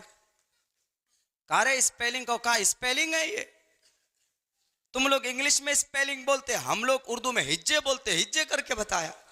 अब मैं जिसका प्रोफेसर रहूंगा उसी का हिज्जे बताऊंगा ना। अच्छा ईमानदार लग रहा, बैठ जाओ, बेचारे बच गए वो तो। इतने चालाक होते, इसीलिए कहा ईश्वर ने उदारा सर्व एवैते ज्ञानी तात्मेव मतम आस्थिता संयुक्तात्मा मामेवा मुत्तमाम गति। किसी की लैंग्वेज से, किसी की जुबान से, किसी के कपड़ों से जज नहीं किया जा सकता कि यह इंसान महान है कि नहीं। मौलाना कासिम नानोतवी एक तरफ और मौलाना अब्दुल रशीद गंगोही एक तरफ, दोनों दोस्त थे। पहले मौलाना कासिम गए वहां पर पढ़ने के लिए, अरबी मदरसा दिल्ली में, अंग्रेज के मदरसे में पढ़े। इनके उस्ताद मौलाना ममलूक अली नागर। एक हफ्ते के बाद मौलाना अब्दुल रशीद गंगोही, दोनों एक प्लेटफॉर्म पर पढ़ते हैं, एक जगह पर पढ़ते हैं, लेकिन एक सिंपल साधारण मौलाना कासिम नानोतवी, बड़े सिंपल साधारण, बिल्कुल सादी जिंदगी वाले, कपड़े भी इतने अच्छे खासे नहीं होते थे, मोटे पुराने वैसे कपड़े पहन लेते थे, लेकिन साफ सुथरे रहते थे।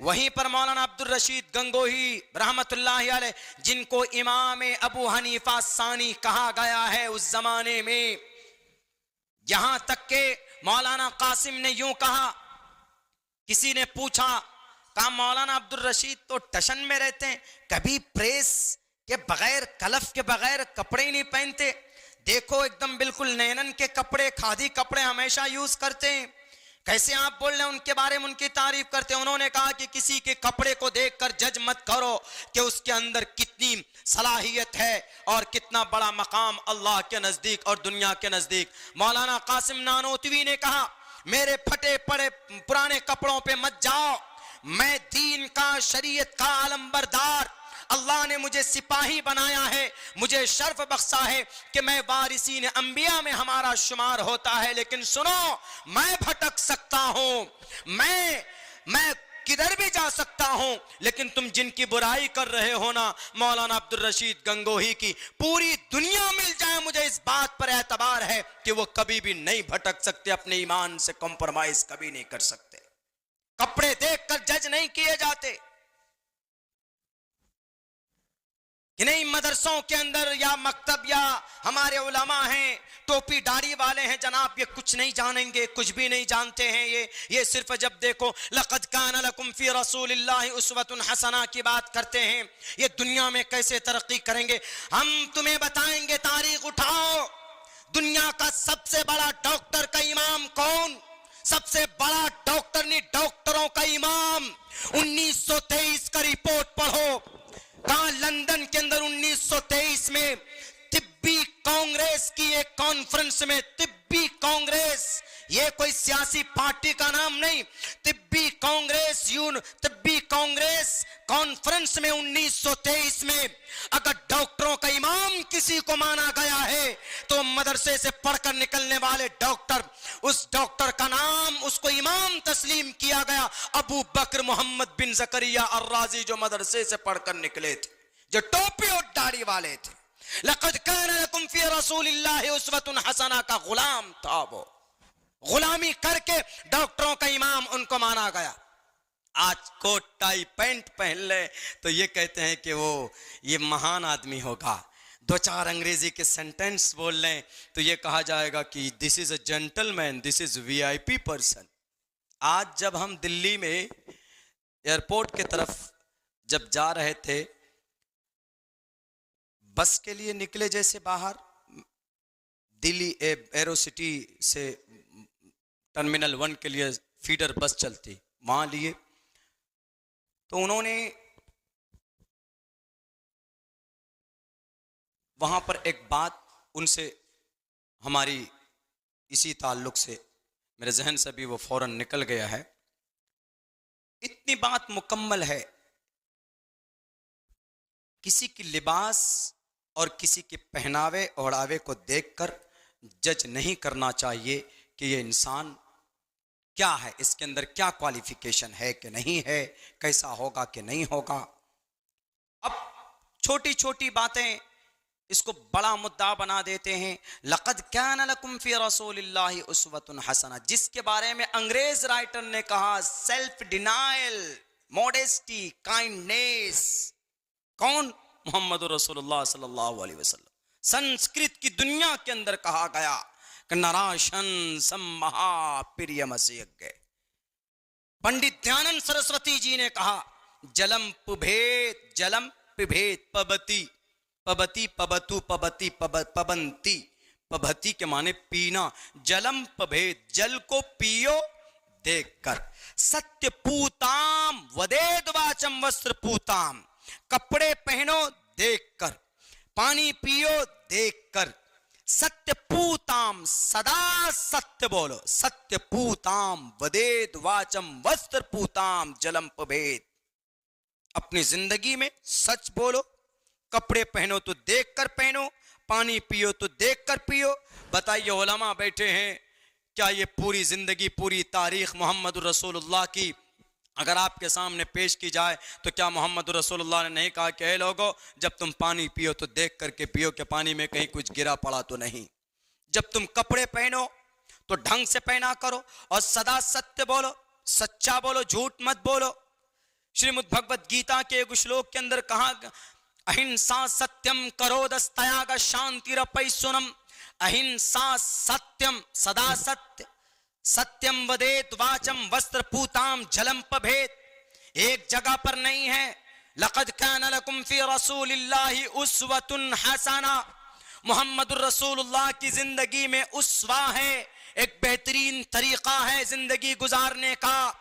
अगर कोई आपसे पूछे कि ठीक है, हम ये काम करना चाहते हैं, क्या आपकी जिंदगी में है?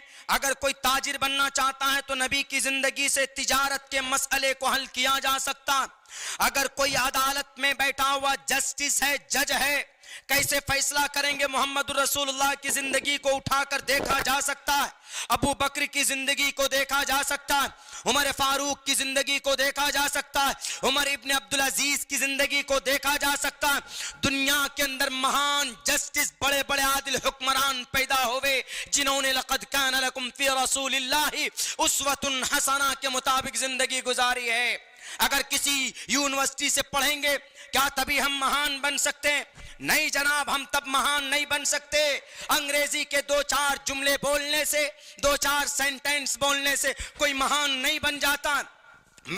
when I am also product of madrasa. I spent 14 years completely in madrasa and I completed my Fazila course from Darul Uloom Deoband. When I was completed my Fazila course, that time I was illiterate person about English, and even single word I didn't know a single word of English, English का एक ABCD नहीं आता था। लेकिन मैं समझता हूं कि आज इंग्लिश दुनिया की लोग तो बड़े सम्मान के साथ इनका वो करते हैं कि English language it is international language. everyone want to talk in English language because English language is a beautiful language. No beautiful language, and every moment the grammar of English has been broken. The lots of people, बहुत सारे लोग English जब बोलते हैं तो grammar टूट जाता है, लेकिन अरबी कवायद में जाएंगे कभी टूट नहीं सकता है, मुकम्मल तौर पर बोला जाता है। दुनिया वालों, अंग्रेजी पढ़ने और बोलने वालों की इज्जत की निगाह से देखते हो। मैं तालिबे इल्म हूं मदरसे का, 14 साल तक मदरसे में पढ़ा हूं। लक़द कान लकुम फी रसूलिल्लाहि उस्वतुन हसना की तफसीर हमने पढ़ी है। इन्नल उलमा वरसतुल अंबिया में शामिल होना चाहता हूं। मैं एक तालिबे इल्म हूं। अंग्रेजी के अंदर अगर तकरीर करने की बात है, बताइए in which topic I am able to give speech in front of the people for the long time, for whole night, in entire world, पूरी दुनिया में यह तालिबे इल्म तकरीर कर सकता। संस्कृत लैंग्वेज में करनी है, बताइए, मैं करूंगा इंशाअल्लाह तबारक व तआला। बट आई बिलोंग टू मदरसा, मैं एक तालिबे इल्म हूं। मैं लक़द कान लकुम फी रसूलिल्लाहि उस्वतुन हसना पर एतक़ाद और विश्वास है। अंग्रेजी पढ़ने से कोई महान नहीं बन जाता। आज जो अंग्रेजी में बात करे, अंग्रेजी सब्जेक्ट पढ़ाए, इंग्लिश मीडियम में बच्चों को पढ़ाते हैं और यूं समझते हैं कि भाई इंग्लिश मीडियम में इसका बच्चा पढ़ रहा है, बड़े उससे थोड़ा लेवल हाई करके। मेरा बच्चा इंग्लिश मीडियम में पढ़ता है, मेरा एक स्कूल है, I run a small school चलाते, इंग्लिश मीडियम है वो। पहले हिंदी मीडियम थी, लेकिन टीचरों ने कहा कि सर हम लोग इंग्लिश मीडियम में वो करना चाहते हैं, आज बच्चे ज़्यादा वो इंटरेस्टेड है। हमने कहा पढ़ाओ, किताबें मंगाई गई। हम कभी कभी जाकर बैठ जाते हैं क्लास में बच्चों के साथ, टीचर की जगह पे नहीं, बच्चों के साथ बैठ जाते हैं, टीचर पढ़ाते हैं। उस वक्त टीचरों की को थोड़ी सी परेशानी बढ़ जाती है उस वक्त में। क्यों? वो ये समझते हैं कि मौलाना बहुत इंग्लिश जानते हैं, बहुत ज़्यादा ग्रामर जानते हैं।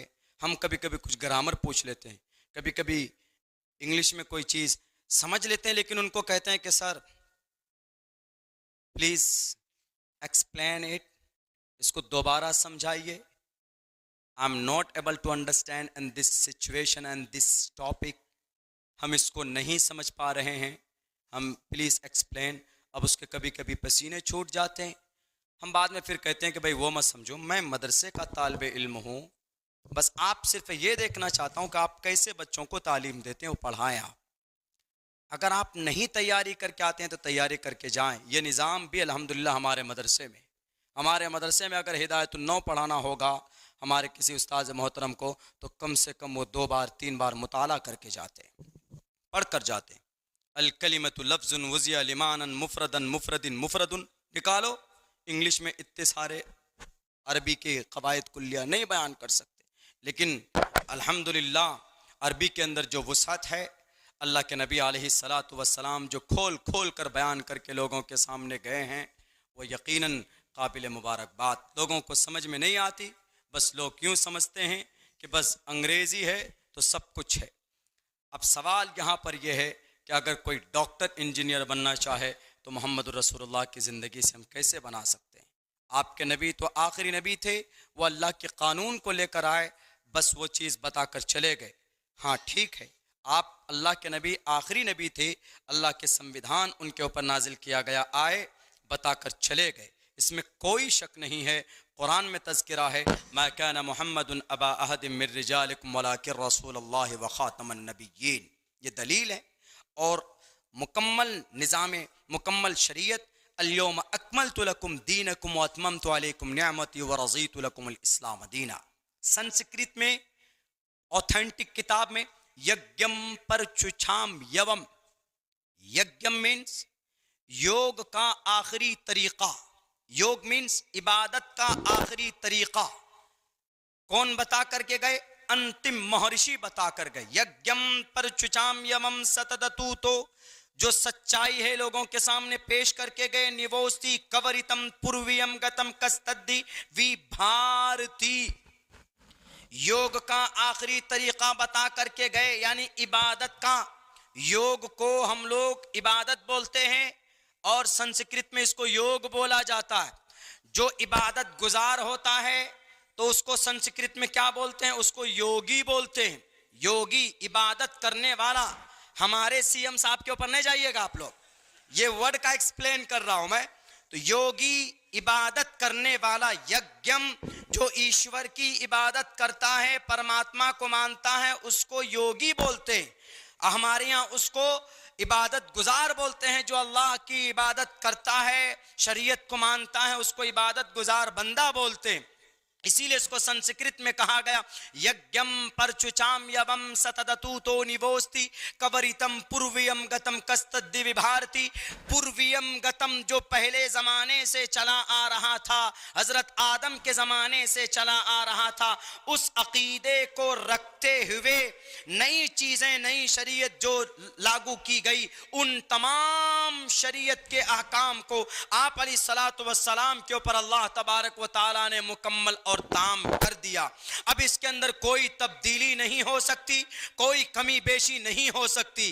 बाज लोग तो अहकामात बदलने चले हैं और वो यूं आप लोग जब आता है मन में फतवा लगा देते हो अपनी तरफ से। आपके उलमा बातें छुपा कर रखते हैं।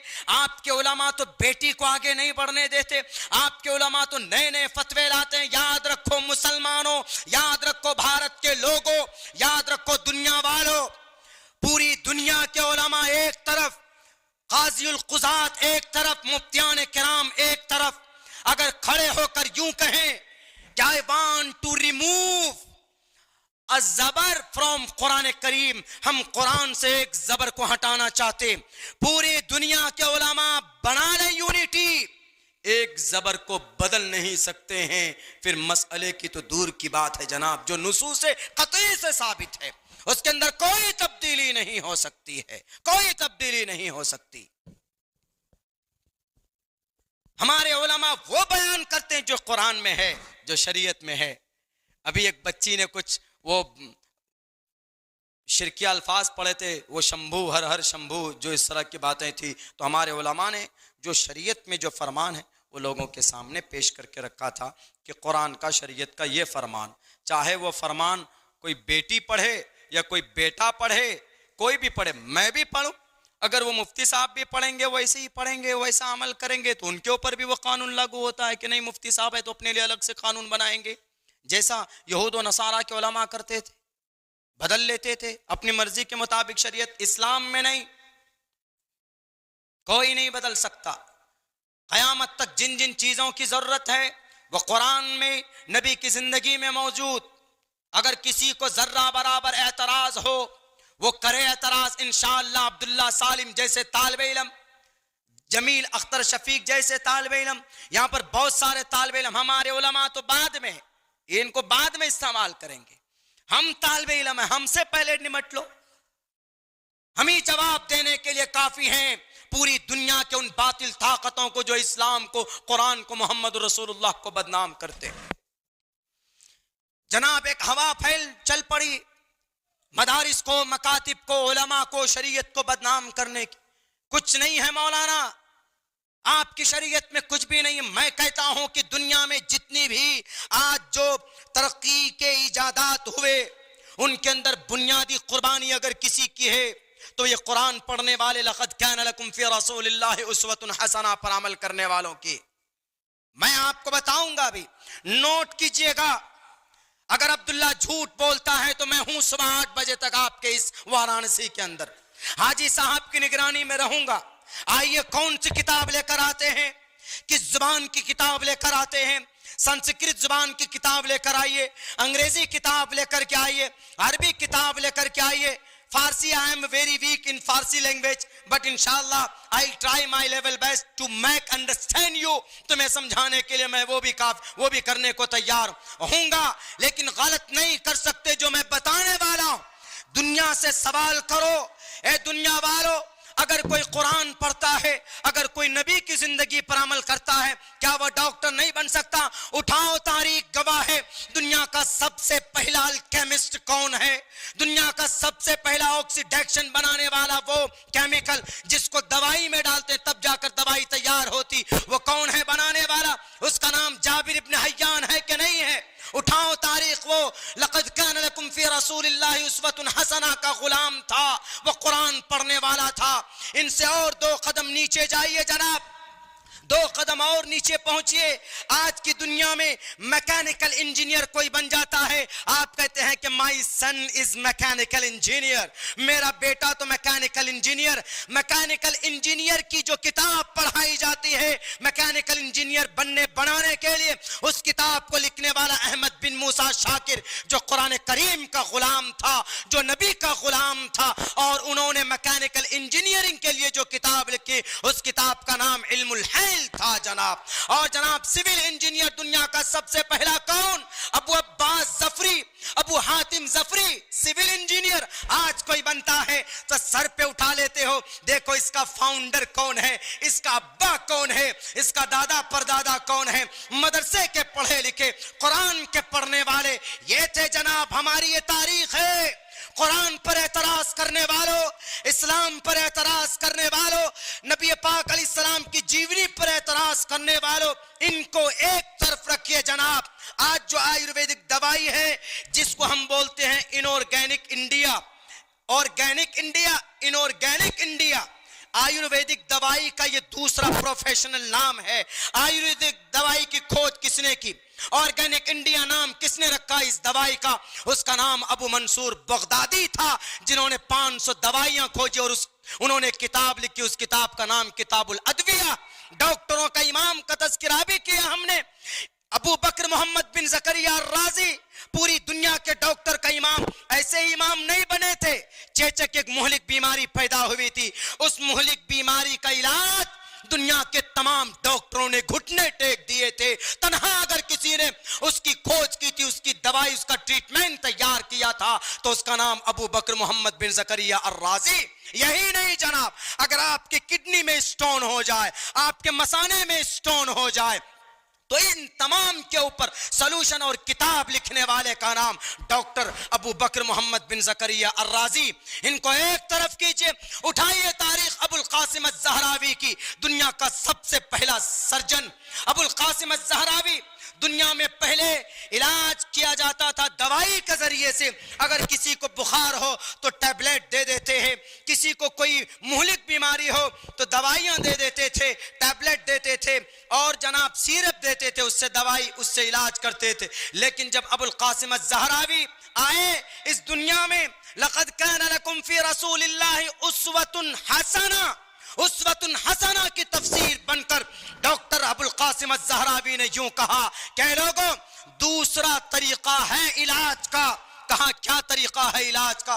कहा तरीका इलाज का यह है, ऑपरेशन किया जाए। अगर कहीं पर कोई जख्म हो जाए, कहीं पर दर्द हो, गोश्त सड़ जाए, तो उसको कैसे बचाएंगे? दवाई से पॉसिबल नहीं है, तो उस जगह को काट कर निकाल लेते। कहा कि डॉक्टर अबुल कासिम अज़-ज़हरावी ये ट्रीटमेंट का दूसरा तरीका कैसे करेंगे हम? उन्होंने कहा घबराओ मत, don't worry, I am present here, I will do my level best. मैं अपनी जी जान लगाकर इसके फॉर्मूले को तैयार करूंगा। पूछो दुनिया के डॉक्टरों से, पूछो यूरोप से, पूछो आज इसराइल से। डॉक्टरेट की दुनिया में महान इसराइल माना जाता है।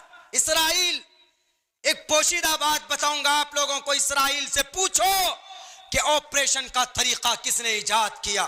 ट्रीटमेंट का दूसरा तरीका ऑपरेशन, इसको इजाद करने वाला लक़द कान लकुम फी रसूलिल्लाहि उस्वतुन हसना पर अमल करते हुए अबुल कासिम अज़-ज़हरावी। इसके ऊपर जो कैंची है, जो सीजर है, जो ब्लेड इस्तेमाल होता है ऑपरेशन में, इन तमाम चीजों को वजूद में लाने वाला डॉक्टर अबुल कासिम अज़-ज़हरावी। यूरोप के अंदर इनका नाम क्या पता? अल-बुकसीस, अबुल कैस, 2 नाम यूरोप में। अबुल कासिम का, अबुल कासिम का अल-बुकसीस रख दिया, अबुल कैस रख दिया बदल कर। लेकिन तारीख वह है जो हमने आपके सामने रखी। If I tell a lie, you can catch myself. अगर मैं झूठ बोलता हूं आप मुझे पकड़ सकते हैं। और एक बड़ा नाम है, इन तमाम से बड़ा नाम। अगर कोई आदमी एक बड़ी किताब लिखता है, बहुत बड़ी किताब, तो उसका नाम होता है। इन्होंने बहुत बड़ी किताब लिखी, 10 लाख अल्फाज वाली एक किताब लिखता है। कौन? एक हाफिज कुरान। 10 साल की उम्र में हाफिज हुआ और 10 लाख अल्फाज वाली एक किताब लिखी उन्होंने। आज भी वो किताब पढ़ाई जाती, कहां? ऑक्सफोर्ड यूनिवर्सिटी में। आज भी वो किताब पढ़ाई जाती है। उस किताब का नाम क्या है? अल कानून। कितने चैप्टर है? 5 जिल्द हैं, 5 चैप्टर हैं इस किताब के। और इस किताब में टॉपिक क्या है? हमारे एक बहुत बड़े रिश्तेदार यूक्रेन में, वो उस जगह का नाम रशिया में रहते हैं। उन्होंने हमको कहा कि अब्दुल्ला एक बात बताओ, ये जो अल कानून किताब है तुमको कुछ पता? हमने कहा कि नहीं, बताइए आप ही। उन्होंने कहा कि तहकीक करो, अल कानून किताब, मैं एमडी की पढ़ाई कर रहा हूँ, एमबीबीएस के बाद एमडी की पढ़ाई होती है, मैं एमडी कर रहा हूँ, और एमडी में सबसे पहली किताब कोई पढ़ाई जाती है तो उस किताब का नाम अल कानून। हमने कहा क्या टॉपिक है उस किताब में? उन्होंने कहा कि इस किताब में theory and practice of medicine, इस टॉपिक पर 10 लाख वर्ड हैं, इसमें 5 चैप्टर है और ये किताब पढ़ाई जाती। हमने कहा क्या, अंग्रेज लोगों ने तो तरक्की की है, इसमें कोई शक की बात नहीं। उन्होंने कहा रे ताज्जुब की बात यह है कि ये इसका राइटर कोई अंग्रेज नहीं है, इसका राइटर कोई प्रोफेसर नहीं है, इसका राइटर मदरसे का एक तालिबे इल्म हाफिज कुरान, जिन्हें हम और आप अबू अली सीना के नाम से जानते, पूरा नाम हुसैन, शेख हुसैन इब्ने अली सीना है। घर से भागकर मदरसे में गए तो 10 साल की उम्र में हाफिज कुरान बने। मैंने कहा इतनी बड़ी सच्चाई? बोला हाँ पढ़ो। जब फिर इनकी तारीख हमने निकाली तो यकीनन ये बात बिल्कुल सच। अल कानून किताब आज भी पढ़ाई जाती। बोला कि ऑक्सफोर्ड में, कैम्ब्रिज में, हार्वर्ड में, ये तीनों यूनिवर्सिटी में मेडिकल के स्टूडेंट को ये किताब पढ़ाई जाती आज भी। मुसलमान होता तो चलता, मुसलमान नहीं, हाफिज कुरान, मदरसे का पढ़ा लिखा। मदरसों की दीवार को शक की निगाह से देखने वालों देखो, मदरसे में से प्रोडक्ट तैयार होते हैं जिन्हें अंग्रेज भी उनके तलबे को चाटता है और उनकी गुलामी करता है। हमारे धर्म ने हमको नहीं लड़ाया, कुछ तशद्दुद परस्त लोगों ने हमें लड़ाया। एक बहुत अच्छा मंत्र पढ़ा जमील साहब ने, यदा यदा ही धर्मस्य ग्लानिर्भवति भारत अभ्युत्थानम धर्मस्य तदात्मानं सृजामहम्। धर्म लड़ाई का कोई अब कॉन्सेप्ट नहीं है धर्म में। इस्लाम में भी लड़ाई हुई है, मोहम्मद रसूलुल्लाह ने भी तलवारें उठाई है और अर्जुन ने भी तलवार उठाई है। इस्लाम में जंगे बद्र हुआ है तो आप चले जाइए श्री रामचंद्र जी की जिंदगी में देख लीजिए, रंग का लंका का उस रावण का दहन किया है। हम चूंकि दशहरा इसलिए न मनाते हैं चूंकि विजय दिवस के नाम से मनाते हैं। एक राक्षस को मारा गया था श्री रामचंद्र जी के आर्मी और उनके फौजों के जरिए से, वहां पर तलवार लेकर और वानर सेना के जरिए से रावण का खात्मा जरूरी था। तो जंगे बद्र में अबू जहल के चेलों को सबक सिखाना जरूरी था। अब अल्लाह के नबी की जिंदगी में दूसरी बड़ी जंग जंगे उहद है, वो भी जरूरी था। चूंकि अबू जहल का खात्मा हुआ था तो उनके चेले चमचे आ गए थे, उनसे मुकाबले के लिए अल्लाह के नबी ने अपनी दिफा के लिए वो जंग की थी। तो सेम उसी तरीके पर है जैसे महाभारत के मैदान में कौरव और पांडवों के बीच में लड़ाई हुई। इसलिए एतराज न करो जनाब कुरान पर। क्या आपके कुरान में अल्लाह कहता है या अय्युहन नबी युहर्रिजुल मुमिनीना अलल क़िताल, ए मुसलमानों, ए नबी मुसलमानों को क़िताल पर उभारिए। How can I accept the Quran in this Quran mention ये कुरान तो तज़किरा करता है लड़ाई का, बल्कि उग्र करता है। हम कहते हैं कि कभी कभी ऐसा होता है, ऐसी सिचुएशन आती है कि लड़ाई करना जरूरी हो जाता है। मिसाल के तौर पर अगर चाइना हमारे देश पे कब्जा करेगा तो क्या हमारी सेना बैठ कर रहेगी? क्या हाथ पे हाथ धरे बैठे रहेंगे? हमारी सेना लड़ाई करे, जरूरत पड़ेगी तो हम अपने सर पर कफन बांधकर बॉर्डर पर जाकर चाइना से अपने इस मुल्क की हिफाजत करेंगे। उस वक्त लड़ाई जरूरी। सेम यही सिचुएशन पैदा हो गई थी। कब? अल्लाह के नबी के कुछ दुश्मन जिन्होंने एग्रीमेंट को तोड़ दिया था, जिन्होंने गठबंधन को तोड़ दिया था, उन्होंने मुआहदे के खिलाफ वर्जी की थी। तो अल्लाह के नबी अलैहिस्सलाम ने उस वक्त, अल्लाह के नबी को वही की गई, उस वक्त का निजाम था, अगर कोई अहद को तोड़ दे, कोई बदबख्ती करे या कोई साजिश करे, उसके खिलाफ लड़ाई करना जरूरी था। सेम उसी तरीके पर जैसे महाभारत के मैदान के अंदर अर्जुन, पांडु और कौरवों के बीच में लड़ाई हुई थी।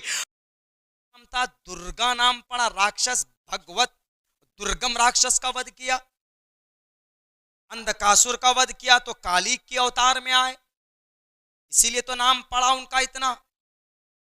कृष्ण जी ने कहा, हे अर्जुन, नहीं, ये मत तुम सोचो कि सामने तुम्हारे चच्चा हैं, तुम्हारे भाई हैं, तुम्हारे सौतेले भाई, नहीं, ये गलत रास्ते पर, इसलिए इनका वध और इनका खात्मा जरूरी।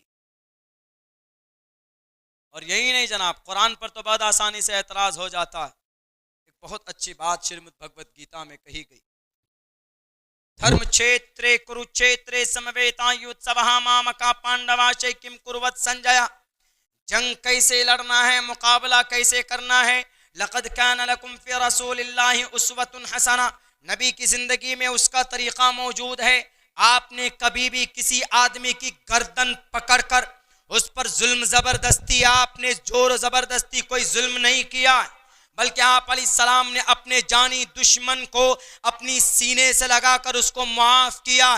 बड़ी तकलीफ हुई नबी पाक अलैहिस्सलाम को उस वक्त जंगे बद्र, जंगे उहद के मौके पर, जब आपके चचा सैयदुश्शुहदा अल हम्जा रजी अल्लाह ताला अन्हु के जिस्म के टुकड़े किए गए, उनके नाक को काटा गया, उनके उंगलियों को के पोरवों को काटा गया, शक्लें बदल दी गई, जिस्म का मुसला किया गया। इन स्पाइट ऑफ दैट नबी के पास जब लाश लाई जाती, बॉडी पहुंचती, आप अलैहिस्सलाम डिनाइड, मना कर देते हैं कि ये मेरे चचा नहीं है, वो नाक वाले थे और उनके उंगलियां सलामत थी, वो हमारे चचा नहीं हो सकते। चचा की बहन ने आकर ये आइडेंटिफाई किया कि नहीं, ये आपके चचा ही हमजा हैं। आप अलैहिस्सलाम गुस्से में हुए, किसने मारा? का वहशी ने मारा, सीने को फाड़ दिया था, पूरे पेट को फाड़ कर ऑर्गन्स को निकाल कर चबाने की कोशिश की गई थी, गले का हार बनाया गया था। नबी ने पाक अलैहिस्सलाम ने कहा, एक के बदले 70 को मारूंगा, कुर्बान जाओ दुनिया वालों, दुनिया का निजाम है। अगर आपके किसी एक आदमी को कोई मारता है, हमारे एक भारतीय को कोई मारता है, कोई अदर मुल्क का आदमी, तो हम ये चाहते हैं कि उसका इंतकाम लें, उसके 2 को मारें, उसके 3 को मारें। लेकिन कुर्बान जाओ, हमारे नबी पाक अलैहिस्सलाम ने उस वक्त गुस्से में तो आप बोले कि एक के बदले 70 को मारूंगा, लेकिन रब ने कहा कि you are not able, you are not permitted, आपको इसकी इजाजत नहीं है, आपको इसकी एक के बदले 70 को नहीं मार सकते, एक को मार सकते हैं आप, लेकिन आप माफ कर दे नबी, तो ये ज्यादा बेटर होगा। नबी पाक अलैहिस्सलाम ने अपने चचा के जानी दुश्मन वहशी को माफ कर दिया। दुनिया जानती है नबी ताकतवर थे, एक घूसे में उनका दिमाग ठिकाने लगाया जा सकता था, लेकिन नहीं, आप अलैहिस्सलाम ने माफ कर दिया और वो वहशी मुसलमान बना, वो मुसलमान बना, कलीमा पढ़ा। वो नबी की जात पर एतराज करने से पहले इन वाकयात को याद किया जाए कि नबी उभारते थे लोगों को क़िताल पर। नहीं, महाभारत के मैदान में जब श्री कृष्ण जी कह सकते हैं, कुतस्तुवा कश्मलिदम विस्मय समुपस्थितम अनार्य जुष्टम कीर्ति कर्म चुना। अर्जुन, अकलमंद हो ज्यादा, मैं भगवान, मैं परमात्मा हूं, इस पृथ्वी का, इस वर्ल्ड का, इस ब्रह्मांड का। मैं जानता हूं, I know better than you, मैं तुमसे ज्यादा बेटर जानता हूं। प्लीज गेट अप, उठो and find them and finish finish them, उनका खात्मा करो। कौन? श्री कृष्ण जो ईश्वर है, जो परमात्मा है। अगर वहां पर कहा जा सकता है अर्जुन को ईश्वर के जरिए, तो अल्लाह तबारक व तआला भी मोहम्मद को ऑर्डर दे सकते हैं जो लोग मुआहदे के खिलाफ साजिश कर रहे हैं। सिमिलरिटी है कि नहीं? सिर्फ एक किताब पढ़ लेने से अपनी, बहुत से लोग अपने ज़ाती फ़ायदे के लिए, बहुत से सियासी लीडरान अपने सियासी फ़ायदे के लिए खामखा हमारे बीच में नफ़रत की बातें करते हैं, तशद्दुद की बातें करते हैं। इनका तज़किरा साफ साफ तौर पर हमारे नबी की ज़िंदगी के अंदर एकदम बिल्कुल क्लियर एंड मेंशन किया हुआ है। लक़द कान लकुम फ़ी रसूलिल्लाहि उस्वतुन हसना। किसी भी फील्ड को देख लें, आप अलैहिस्सलाम की ज़िंदगी को फॉलो करके तब ना ये लोग इतने महान बने। अबुल कासिम अज़्ज़हरावी सबसे पहला सर्जन, आई सर्जन, दुनिया का सबसे पहला आई सर्जन कौन? उनका नाम अबुल मूसा बिन शाकिर, आई सर्जन। मोतियाबिन होता है ना आंखों में, हो जाए तो आप नहीं देख पाएंगे। ऑपरेशन के जरिए से इसका सबसे पहला इलाज अगर किसी ने शुरू किया तो उसका नाम अबुल मूसा बिन शाकिर, दुनिया का सबसे पहला आई सर्जन। बड़ी बात तो ये थी कि वो पढ़े हुए थे, कहाँ के मदरसे। 1842 में साजिश के तहत जना, कुरान को अलग, साइंस को अलग, मैथ को अलग और इल्म रियाजी को अलग। बल्कि इल्म रियाजी, इल्म हिसाब का सबसे बड़ा प्रोफेसर कौन? इब्ने बाजा। इल्म रियाजी, इल्म हिसाब, मैथ जिसको बोलते। आज की तारीख में अगर कहेंगे कि मौलाना आज तो जो आदमी नई नई चीज़ों का आविष्कार करता वही महान है, याद रखो महान वो नहीं, महान अल्लाह तबारक व ताला है। अगर कोई बड़ा साइंसदान पैदा होता है तो उसका कमाल नहीं है। क़यामत तक अगर कोई इंसान ऐसी ऐसी चीज़ों को ईजाद करेगा, वजूद में लाएगा, उसका कमाल नहीं है। कुरान ने हमें बताया, वअल्लम आदम अल अस्मा कुल्लहा, क़यामत तक जितने भी बच्चे पैदा होंगे, all child and children belong to Adam, Adam अलैहिस्सलाम के ही बच्चे होंगे। और आदम अलैहिस्सलाम को क़यामत तक जितनी भी चीज़ें हैं, तमाम चीज़ों का कुल्ली तौर पर अल्लाह तबारक व तआला वअल्लम आदम अल अस्मा कुल्लहा। अगर 200 साल बाद अगर कोई रोबोट तैयार करता है, गली में चलने वाला रोबोट तो तैयार हो गया, लेकिन हर जगह पर अगर रोबोट से काम लिया जाए, 200 साल बाद ऐसा निज़ाम बनेगा, तो यूं कहने की ज़रूरत नहीं है कि उस वक्त के इंजीनियर बड़े कामयाब नहीं। वो चीज़ वअल्लम आदम अल अस्मा, रोबोट कोई बनाएगा, उसकी तालीमात भी अल्लाह तबारक व तआला ने आदम के ज़रिए से उन तक मुंतकिल की है। चाहे वो अंग्रेज़ हो, चाहे वो यहूदो नसारा हो, कम्युनिज्म हो, कन्फ्यूशनिज्म हो, किसी न किसी तरीके पर नस्लन बाद नस्लिन वो उन तक पहुंचती है। और ये कुरान में इसका तज़किरा मौजूद, पढ़िए, वयख्लुक़ु मा ला तालमून, यख्लुक़ु फ़ेल मुज़ारे, 2 तर्जमा हमको हमारे उस्तादों ने पढ़ाया। फ़ेल मुज़ारे में 2 तर्जमा होता है, खलक़ा यख्लुक़ु, खलक़ा पैदा किया उसने पैदा किया, यख्लुक़ु वो पैदा करता है या करेगा। फ़ेल मुज़ारे 2 तर्जमा, करता है या करेगा, फ्यूचर में वो पैदा करता है या करेगा। क्या? माँ मीन्स रोबोट भी हो सकता है, माँ मीन्स ऐसी सवारी भी हो सकती जिन्हें हम सोच नहीं सकते। माँ ऐसी चीज जिनको तुम नहीं जानते। 500 साल बाद जो चीजें तैयार होकर आएंगे मार्केट में, क्या हम उन्हें जान सकते हैं? नहीं जान सकते, लेकिन अल्लाह जानता है, अल्लाह उनको पैदा करेगा। तो इससे साफ पता चलता है कि फ्यूचर में, मुस्तकबिल में, भविष्य काल में अगर कोई चीज़ वजूद में आती है तो ये सब अल्लाह तबारक व ताला का प्रोग्रामिंग किया हुआ है, उन तक, वहाँ तक प्रोग्रामिंग किया हुआ है, कोई कमाल नहीं। और अल्लाह ने तरीक़ा और तरतीब बता दिया है। बस दुनिया के अंदर में अगर कोई पढ़ता है, कहीं पढ़कर उसको जोड़ने की तरकीब आ जाती है। मैं जहाँ तक समझता हूँ कि मैं स्पीकर नहीं था, मैंने पढ़ाई की, अंग्रेजी पढ़ने के लिए गया, कंपैरेटिव स्टडीज के लिए मैं जब बेंगलोर पहुंचा हूं तो हमको उस्ताद ने पकड़ धकर कर पढ़ाया कि पढ़ो। हमने कहा कि सर नहीं समझ में आती इंग्लिश, हम कैसे पढ़े, समझ में ही नहीं आती, ABCD याद कुछ नहीं होता। 1 महीने हो गए, खामखा जलील होता रहता हूँ, खड़े कर देते हैं आप भी। बोला 3 महीने पढ़ो। अब दारुल देवबंद का कासमी पढ़ते समय उनको कह रहे हैं वर्ड मीनिंग सुनाइए मौलाना। मजदर कैसे बनाते हैं अरबी में?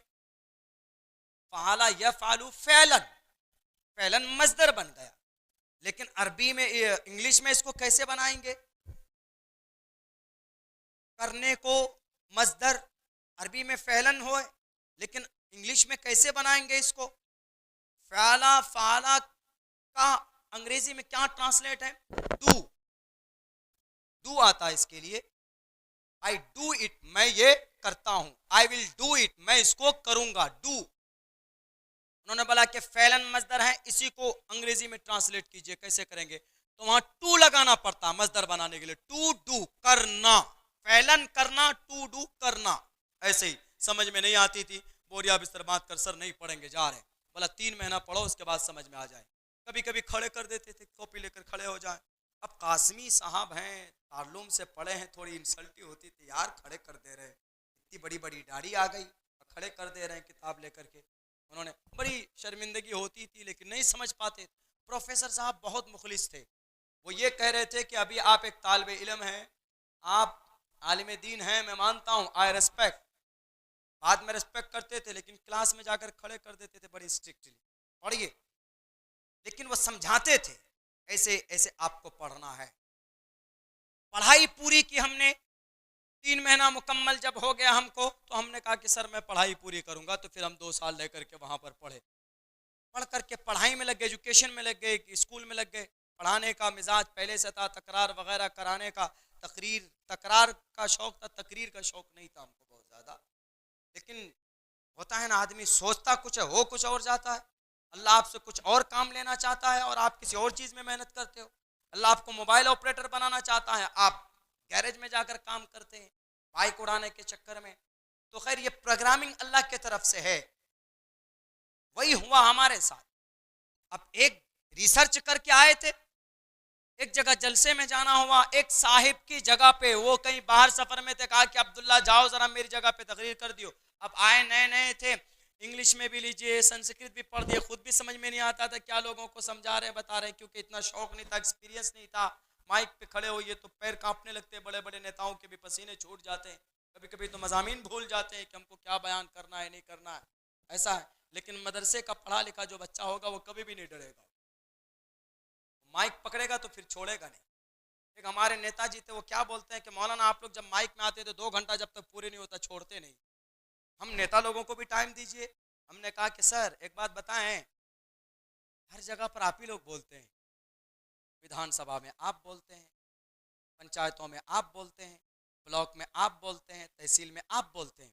बेचारे उलमा को कहीं तो मौका मिलता नहीं, इनको एक ही मौका मिलता है, तो जलसे का फील्ड माइक मिलता है, ये पूरी भड़ास वही निकाल लेते हैं। गए जलसे में, वो पूरी एकदम सारी बातें हमने रखी लोगों के सामने में। अल्लाह के फजल से कुछ बातें हमारी अच्छी थी, तो अब वहीं से लोगों ने मेरे नाम के साथ चतुर्वेदी जोड़ दिया। हालांकि बड़ा इंसाफ किया है जलसा कमेटी ने, जमील अख्तर शफीक साहब ने, इनकी पूरी टीम ने मेरे नाम के साथ अब्दुल्ला सालिम कासमी लगाया है। कासमी लगाया कीजिए because I am a product of Darul Deoband. I spend 2 years completely in Darul Deoband.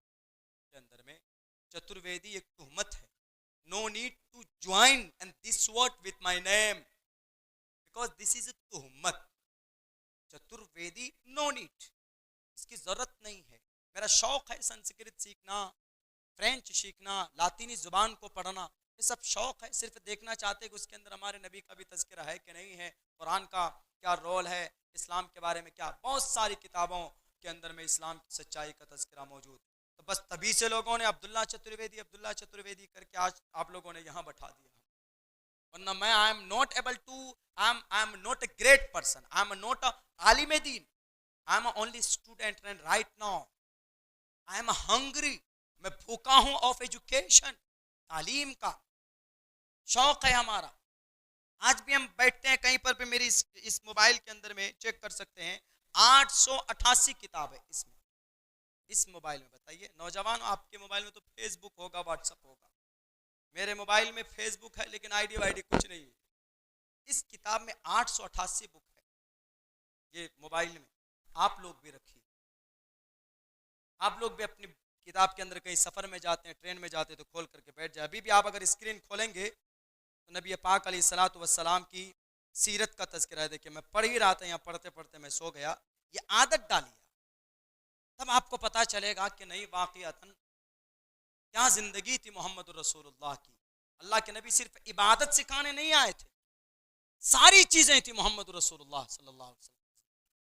तो बहरे कैफ अल्लाह तबारक व ताला की ये सारी प्रोग्रामिंग है। मेरे भाइयों वक्त भी बहुत हो चुका है, क्योंकि 1 बजे तक मैं चाहता था, 1:30 वैसे बज गया है। एक पोशीदा बात जो रह गई थी मैं बता रहा हूँ आप लोगों को।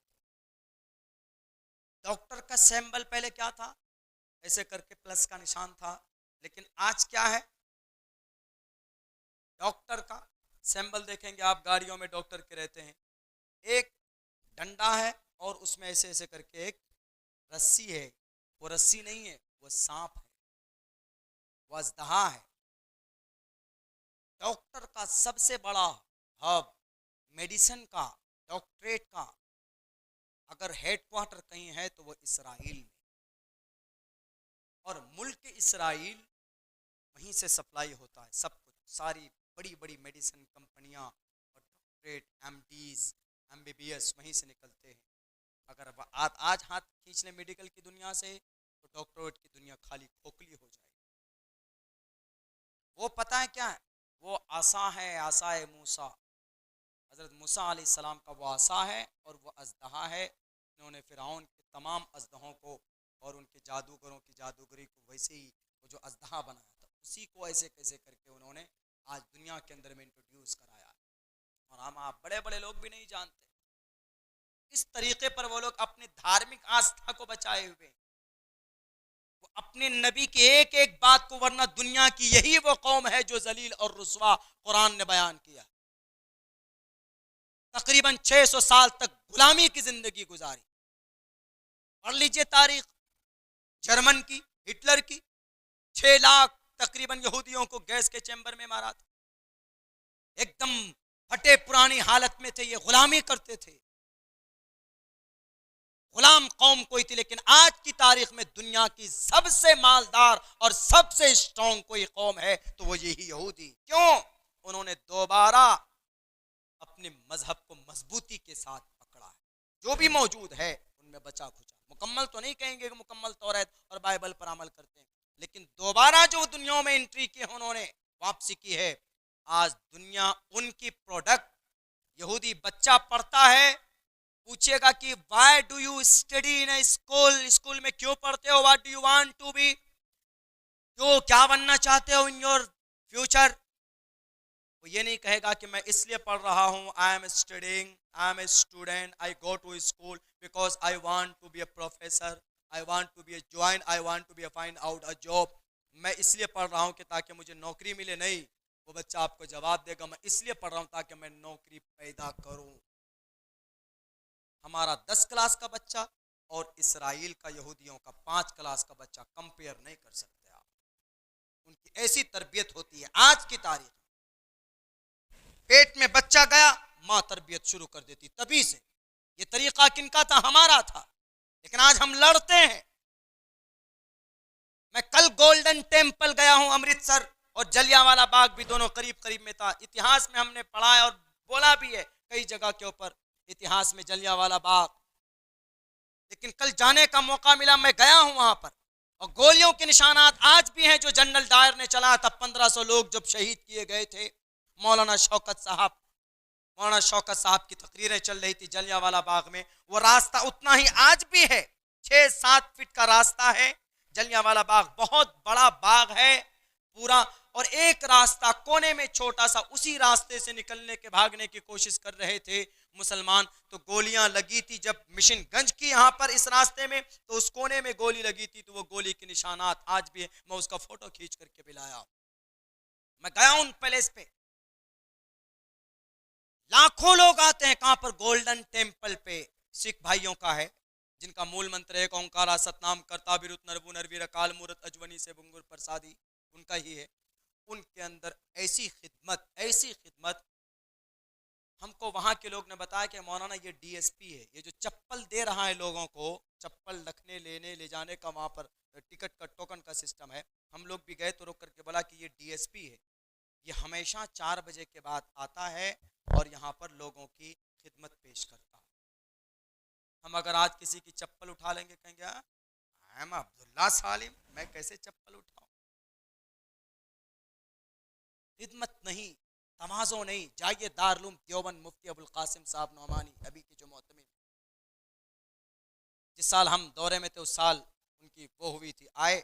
कई मरतबा हमने कोशिश की कि हजरत की चप्पल उठाकर मस्जिद कदीम में ज़्यादा नमाज पढ़ते हैं, अभी तो नहीं मालूम कहाँ पढ़ते हैं ज़्यादा। हमने कोशिश की चप्पल उठाकर ले जाए, लेके आए, नहीं, आई डू माई सेल्फ, मैं खुद करूँ। उनको तकब्बुर नहीं, हमारे अकाबिर ऐसे गुजरे,